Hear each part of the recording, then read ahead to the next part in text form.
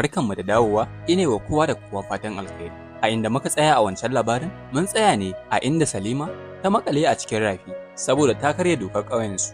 Bayan mutanen ƙauyen sun ji labari, tawowa suka yi domin kawo mata ɗauki, amma kafataninsu sun kasa. Nan ne inda muka tsaya, yanzu za mu ci gaba. Kishiyar babarta ce, Talatu, ta biyo zugar mutane da dawo. A cikin fuskarta, ta nuna ta shiga cikin matsananciyar damuwa, amma kuma ta cikin zuciyanta, dariya take yi, saboda daman tana sana ta shirya wa Salima wannan gadar zaren domin ta ga bayanta. Waje ɗaya ta samu tana murmushi, tana tunanin makircin da ta shirya mata ya yi aiki. Babu abin da Talatu take mafarki, face ta ga wannan ɗan sarkin ya daina son Salima. A lokacin da rana take gab da za ta waɗi, kafatanin kowa ya yi iya ƙoƙarinsa, amma ya kasa ceton Salima.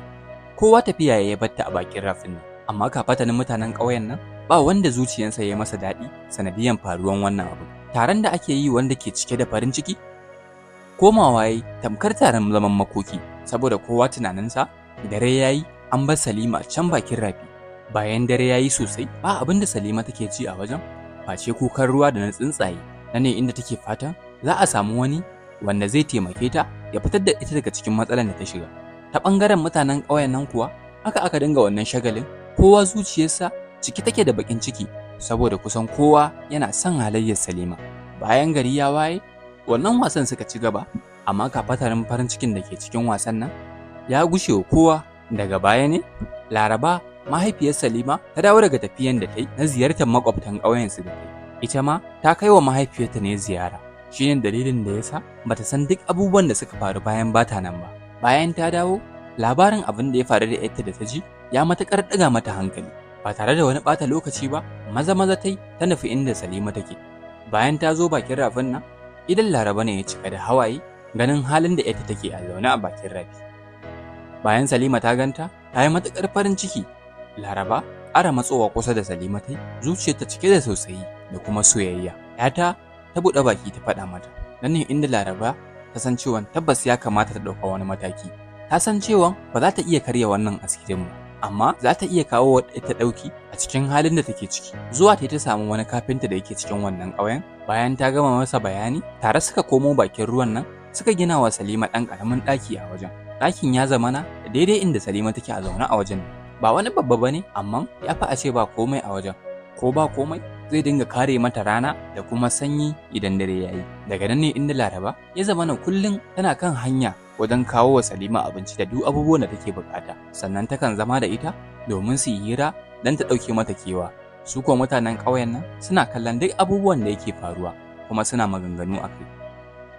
Haka aka ci gaba, wanda ya zamana Salima tana matuƙar samun ƙarfin gwiwa na ziyartar da mahaifiyarta take kawo mata. Kuma duk da haka, abin da ba wanda ya sani, kullum mahaifiyar Salima tana iya ƙoƙarinta na wajen binciken ta yaya za su karya wannan asirin. Kullum labari ne yake ƙara karaɗe ƙauyen nan akan Salima da take bakin rafi, wanda sanadiyyan hakan wasu mutanen ne suke kawo mata ziyara. Mahaifiyar Salima da ta ga ziyarar ta yi yawa, tunani ta fara yi kar a yi amfani da hakan a cutar mata da ‘ya. Nan ne inda ta fara tunanin kamata ya yi Salima ta dinga rufe ƙofanta, sai dai in ta zo in ta yi mata magana tukuna ta buɗe.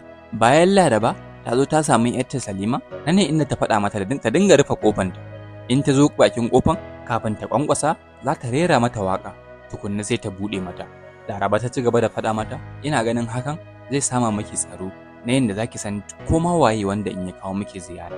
Bayan sun gama wannan magana, duk safiyar duniya da gari ya waye, mahaifiyar Salima take kawo mata ziyara. Tana zuwa bakin wajen nan, wannan waƙa take fara rera mata, sannan Salima ta buɗe ƙofa. Suna zama tare, su ci abinci tare, sannan su yi labarai.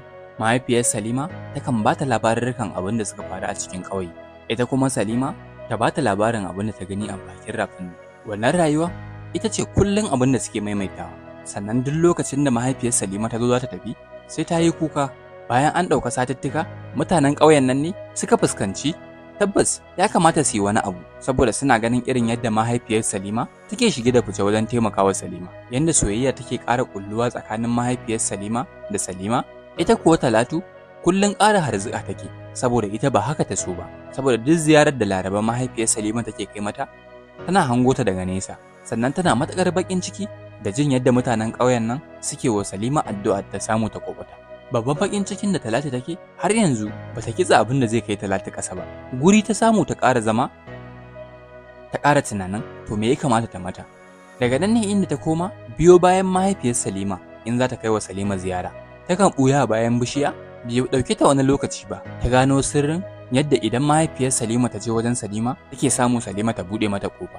Da gano haka, take Talatu ta sake ƙulla wani mummunan sharrin a zuciyarta. A wannan ranar ta ƙarshe da ake wasa a cikin wannan garin, a lokacin ne Talatu ta yanke hukuncin cewa sai ta kawo ƙarshen Salima a ranar. Kafatanin mutanen ƙauyen nan hankalinsu yana kan shagulin bikin nan.